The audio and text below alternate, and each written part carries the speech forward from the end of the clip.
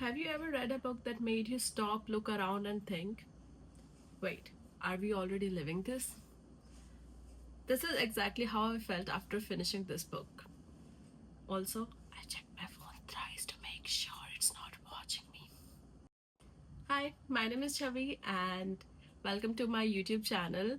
Although, if you guys are already following me, you must be aware that I've been posting shorts and I've already done my introduction there, so you can go check that out. And this is going to be my first long format video, so I might ramble, I might overshare, or might forget what I was saying. I mean, that's the vibe here. This channel basically will be about podcasts. So as I am a immigrant in Canada and I work in frontline, I want to spread awareness about the field I work in and about the immigration situation in Canada. So I will be inviting my co-workers and friends who are in the similar situation, and we can have real conversations and talk. So stay tuned. And since one of my New Year's resolution for this year was to read more books, or at least like one book a month, so I'm also thinking to do book reviews or like lessons which I've learned from the books. So if you like honest conversation, unfiltered talks, and learning through books, I think you're at the right place. So my first book review, I could have picked up like something funny or like motivational, like how to be rich or happy in 7 days. But guess what? I thought to start this journey by reading 1984. I mean, why not to start this journey with existential crisis? If you don't already know about 1984, it is a book written by George Orwell and it is a very thoughtful one. So, this is the book. This is how it looks. And don't worry, I'll try to keep it spoiler free. So, this is basically about how government is watching everything and everybody and controlling what's true and what's not, and privacy. Never heard of that.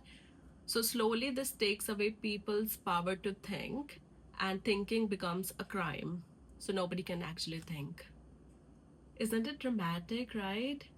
It actually is so dramatic. So let's start with lessons I learned from this book. So first, in this book, their motive was, if you can't speak, you can't think. So um, they were like, the government was reducing word each year, like they were just erasing words from dictionary and they were creating their own language. So to make sure, like, if people don't have words to express, they won't even think. Isn't it crazy? Like, how would you express yourself without words? Like, if you don't have words to say how you feel or what you think, you cannot say it, right? So that reminds me like why I want to start reading at the first place. Like, read more books, speak better, and express myself clearly, I guess. So this was my first takeaway, that language is power. It's very important for you to know how to express yourself with words. So that was my first takeaway from this book.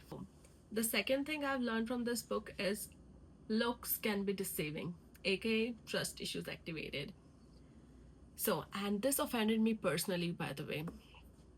So, one thing this book taught is to not judge anybody by their look. Do not trust anybody just because they're looking kind and trustworthy. It's not the case always. There is a character in the book. Wait, I won't reveal. Let's name it X. So, there was a character X in the book who the protagonist of the book believes was on his side. They had like same vibes, same way of thinking, same energy. So X betrayed and destroyed his entire life and killed him in the end. So imagine being betrayed by the person you trust the most. And this made me realize that it is not very different from what happens in real life too. I mean, personally, I trust people very easily, just like by vibing with them or by their looks. But this book made me realize it's not the case. I mean, sometimes the most dangerous people can be very caring, most intelligent, and can say what you want to hear, but you have to be like extra careful. Just keep judging people. Or I know it may sound very scary, and it actually is.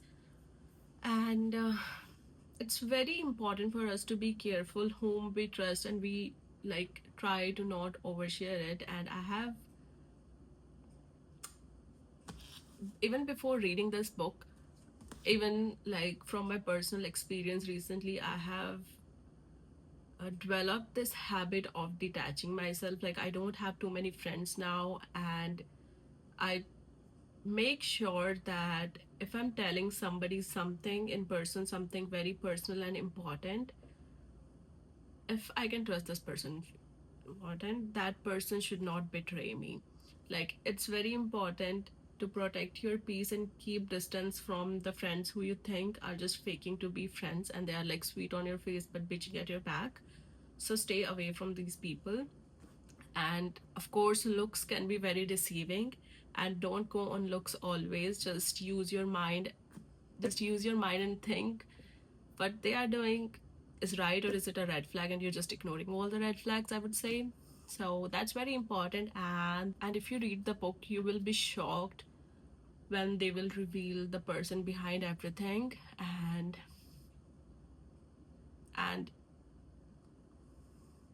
that can happen in real life too. So just be extra careful. So the third thing that this book made me realize is how fear changes people. I mean, people in this book are always under scrutiny, and they're always the fear of thinking.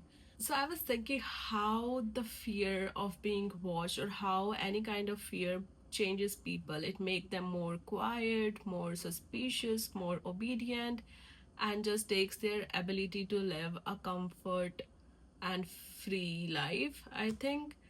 So fear just snatches the freedom you have, I guess. And I feel we've been in that situation before, like sometimes at workplace, with friends, or like with even families. If you have fear of anything, if you fear from somebody, say your manager or your parents, then you cannot be comfortable with them, or you cannot express yourself freely, and it will change the way you behave too. So that's what I was saying. Fear changes the way people think and act. So this is something I've realized after reading this book, that it's not actually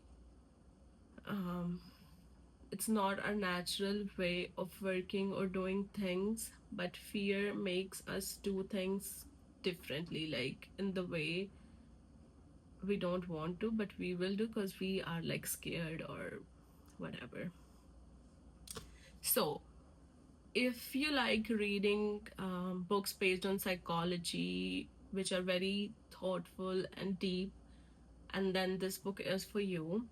It's not like a sweet or like comedy book which you can read before the bed, but it will provoke your thoughts and make it can make you question the society.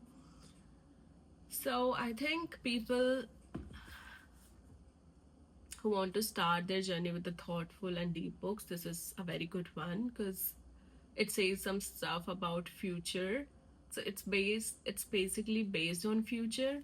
This is a good one to start, I guess. I love this book, and you guys will like it too. And if you made it till here, I really thank you, seriously. And it was very I was excited and nervous for this video, because it's not easy to make this long format videos to share what you're actually thinking. But I did it, I guess. And if you like the content, then please subscribe and press the bell icon.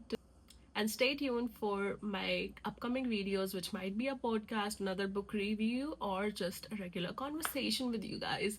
And suggest me some books in the comment section, and we will do that review later. Thank you. I'll see you in my next video. Bye.